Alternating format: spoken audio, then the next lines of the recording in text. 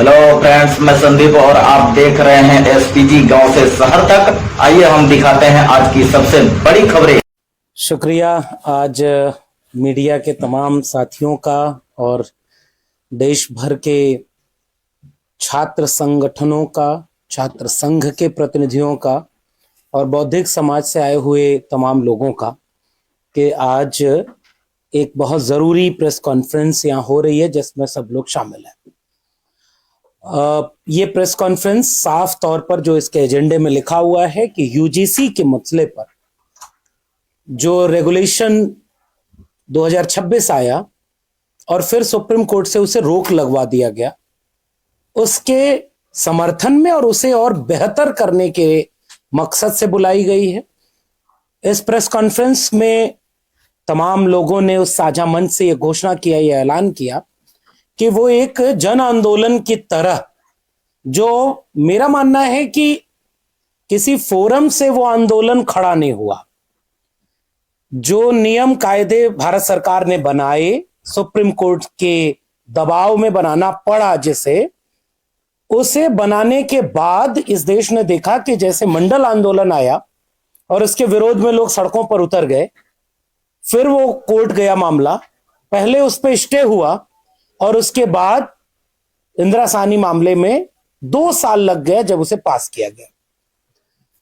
शायद हमने अपनी आंखों से मंडल आंदोलन के उस दौर को नहीं देखा, लेकिन हमने यूजीसी के इस रेगुलेशन के बहाने इस दौर को देखा जिसमें साफ तौर पर प्रवृत्ति विरोध की उसी तरह की थी, लोग भी उसी सोच के थे और कोर्ट का सहारा लेकर के इसे रुकवा दिया गया। इस देश में जब रोस्टर आता है, 13 पॉइंट बनेगा, डिपार्टमेंट एज ए यूनिट बनेगा, तो भी सुप्रीम कोर्ट और कोर्ट के जरिए उसके बहाने आता है। इस देश में जब SC/ST एट्रोसिटी प्रिवेंशन एक्ट पर संशोधन का सवाल आता है तो वो भी कोर्ट के बहाने आता है। इस देश में जब यूजीसी रेगुलेशन पर रोक लगानी है तो कोर्ट ने रोक लगा दी, लेकिन ईडब्ल्यूएस आरक्षण पर कोर्ट ने रोक नहीं लगाई। सुनवाई भी कई महीनों बाद हुई थी और इस मामले में हमने देखा सुनवाई कुछ ही हफ्ते के भीतर हो गई और पहली ही सुनवाई पर इसे रोक लगा दिया। SIR पर आज तक सुनवाई हो रही है, रोक नहीं लगी, सुनवाई चल रही है। सड़क पर कुछ लोग उतरते हैं, विरोध करते हैं, दबाव बनाते हैं और जिस तर्क से वो दबाव बनाते हैं वो तर्क जीत जाता है कोर्ट में जाकर के। टेलीविजन चैनल लगातार उसे दिखाता है गोया पूरा भारत सड़क पर उतर गया था। हमारे पूर्व के साथी ने बिल्कुल ठीक कहा कि 5 लोग थे तो 500 बना के दिखाया, और अब 500 लोग खड़े हैं तो 5 भी नजर नहीं आ रहे हैं उसी टेलीविजन मीडिया को। यह रिश्ता क्या कहलाता है? इस पर देश में अब एक मंथन चल रहा है। मंथन इस बात का चल रहा है कि अगर SC/ST OBC के हक अधिकार के लिए, उनके खिलाफ होने वाले जातिगत उत्पीड़न को रोकने के लिए, विश्वविद्यालयों को जातिगत उत्पीड़न से मुक्त कराने के लिए अगर कोई भी प्रावधान बनेगा तो उसे मीडिया नहीं दिखाएगी और कोर्ट उसे रोक देगा। और सरकार की साजिश यह होगी कि वो प्रावधान इतना लचीला बनाए जो रुक जाए। तो एक बड़ी साजिश इस देश में चल रही है जिसके खिलाफ अपने आप किसी संगठन ने अपील नहीं की, एक संगठन ने, किसी दल ने अपील नहीं की। इस देश के SC/ST OBC और खासकर सोशलिज्म में, सेकुलरिज्म में और भारत के संविधान में यकीन रखने वाले सड़क पर उतर गए और वो आंदोलन अपने आप चलने लगा। किसी विश्वविद्यालय में किसी दिन प्रोटेस्ट होती है, किसी दूसरे विश्वविद्यालय में कोई ज्ञापन देने चला गया, कहीं आम लोग सड़कों पर उतर गए और लगातार एक जन आंदोलन में पूरा देश धीरे धीरे चला गया। मीडिया नहीं दिखा रहा है इसलिए ऐसा लग रहा है कि ऐसा कोई आंदोलन हो नहीं रहा है, लेकिन जो लोग भी इस तरह की चीजों से जुड़े हैं वो जानते हैं कि ये हो रहा है। तो ये जो आपने एक कमेटी बनाई, एक फोरम बनाया, आंदोलनों को किसी एक संगठन से न तो चलाया जा सकता है न उसे नियंत्रित किया जा सकता है, लेकिन कई बार एक मंच ऐसा साझा बनाने की जरूरत पड़ती है, और कई बार एक नहीं कई मंच भी बन सकते हैं जो उनके बीच एक तालमेल बनाए। आप उस तालमेल के लिए कई अलग अलग संगठनों के लोग हैं, उनको एक मंच पर ले आने के लिए ऐसी कोशिश करते हैं। हमने पहले भी ऐसी कोशिश की, इस कोशिश में भी ये मंशा है, और मैं इस तरह की हर मंशा के साथ खड़ा हूं कि एक साझापन दिखना चाहिए, मांग में साझापन रहे, नारे में साझापन रहे, और जो एक्शन प्रोग्राम डिसाइड किया जाए। तो साझा मंच केवल यह कर सकता है कि महीने में 4 उसने दिन तय कर दिए कि इस 4 दिन पर पूरे देश में आंदोलन हो, उसका असर गहरा होगा, व्यापक होगा, प्रभावकारी होगा। अगर इस तरह की मंशा रखनी जाएगी तो मुझे लग रहा है कि बड़े फलक पर आंदोलन व्यापक हो जाएगा। गांव में जो लोग लड़ने के लिए सड़क पर आ चुके हैं, उनको कोई तथ्य नया मिल जाए, उन्हें नया तर्क मिल जाए, उन्हें पर्चा मांग का मिल जाए कि अच्छा ये हमारी मांग है, कहने को वो लड़ रहे हैं, लेकिन कोई उनसे पूछे तो वो ये पर्चा आगे कर दें और एक दिन में एक साथ सड़क पर उतर जाएं।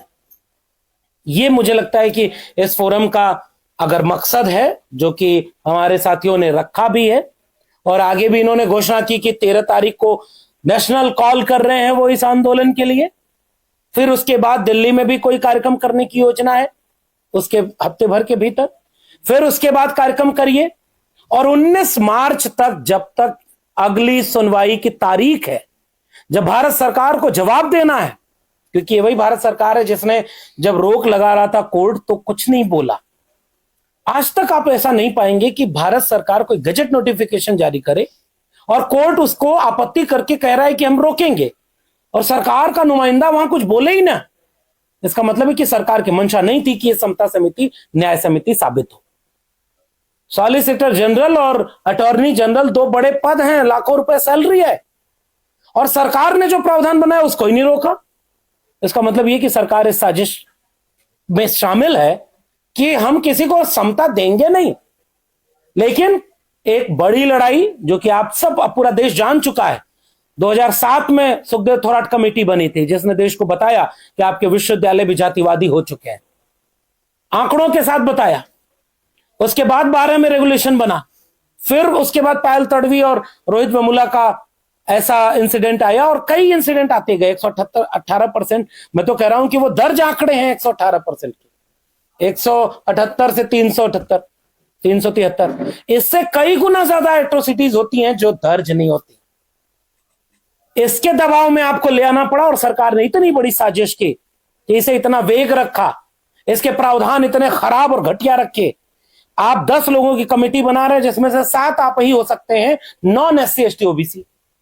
आपने कहीं क्लियर ही नहीं किया। और एक तो आपको जातिगत उत्पीड़न को रोकने के लिए कमेटी बनाने को कहा गया था, और आपने उसमें जन्म स्थान और उसके बाद नस्ल, दिव्यांगता सब शामिल कर दिया। हमारी ये मांग होनी चाहिए कि जातिगत उत्पीड़न रोकने के लिए एक अलग कमेटी होनी चाहिए।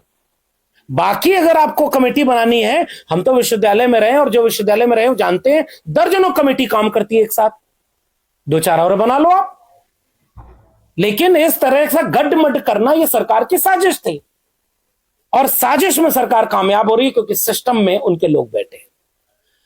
मैंने अपनी किताब जाति जनगणना में एक बात लिखी कि जो लोग तर्क देते हैं, और मैं प्रोफेसर हेमलता जी का इस बात के लिए भी आभारी हूं कि उन्होंने यहां पर यह बात कही भी कि जाति जनगणना के विरोधी ये बात कहते थे कि अंग्रेज आए और उन्होंने बांटो और राज करो की नीति के तहत जातियों में बांट दिया।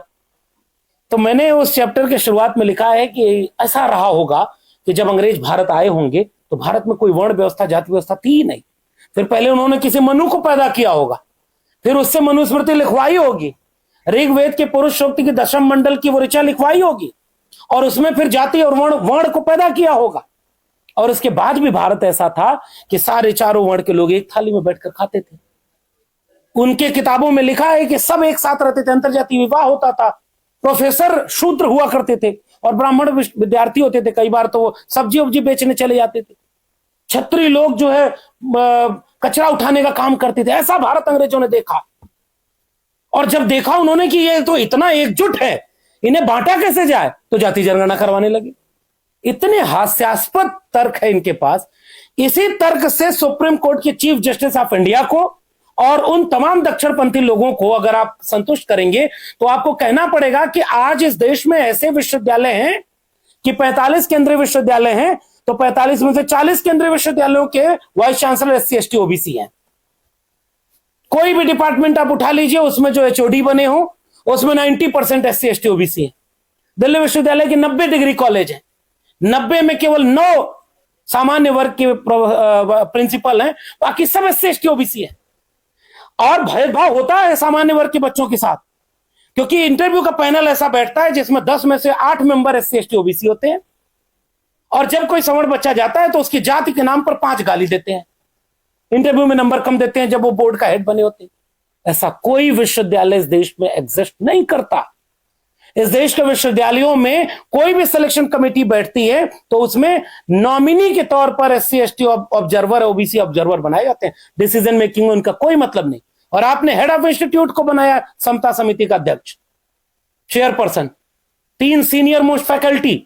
मैं दावे से कर रहा हूं कि किसी भी देश के विश्वविद्यालय का औसत निकाल लीजिए, अगर 10 सीनियर मोस्ट फैकल्टी मेंबर है तो 10 में 9 एससी एसटी ओबीसी नहीं होंगे। तो भेदभाव करेगा कौन? और आपने ऐसे वेग, सरकार वेग बनाई और वेग के नाम पर पूरे देश में आंदोलन हो गया। और मैं आहत हूं, अभी तक मेरा दिल दुखा ही है कि प्रधानमंत्री को उनकी जात के नाम पर गाली दे दी गई, कार्रवाई नहीं हो रही है। तेली वो हैं भी नहीं, लेकिन तेली के नाम से गाली खा गए। जो होगा उसके ऊपर क्या बीत रही होगी। और पिछले 10-15 दिन में इस देश भर में सैकड़ों वीडियोज ऐसे आई हैं। अभी दिल्ली विश्वविद्यालय की एक स्टूडेंट का वीडियो है कि उसका रिसर्च पेपर, उसमें उसका टॉपिक है कि दलित बच्चों के साथ स्कूल में कितने तरह का डिस्क्रिमिनेशन होता है। तो 2 साल बाद जब उसका कमेटी बैठती है बोर्ड की, तो वो कह रही है कि आप क्यों इस देश में घृणा फैलाना चाहते हैं, आप कैसा टॉपिक ले लिए हैं। इसी तरह से सिलेबस बदल करके वो टॉपिक हटा दिए जाएंगे जिसमें कास्ट एट्रोसिटी और तमाम तरह के सवाल होंगे। मुसलमान पहले निशाने पर है। ये बांटने वाले और सुप्रीम कोर्ट को दिखाई नहीं देता कि असम का मुख्यमंत्री साफ तौर पर क्या क्या बयान दे रहा है मुसलमानों के खिलाफ। तो बांटने का काम जो कर रहा है वो कह रहा है समता समिति बांट देती लोगों को, इसलिए इसे रोक दिया जाए। अब ये एक कॉमन डिबेट बन चुकी है और इस तरह के मंच इस पूरी लड़ाई को अब गांव गांव तक ले चलेंगे। हमने बहुत लड़ाई इस तरह की लड़ी है और लड़ने के लिए छात्र संगठन, सामाजिक संगठन वही सड़क पर आते हैं।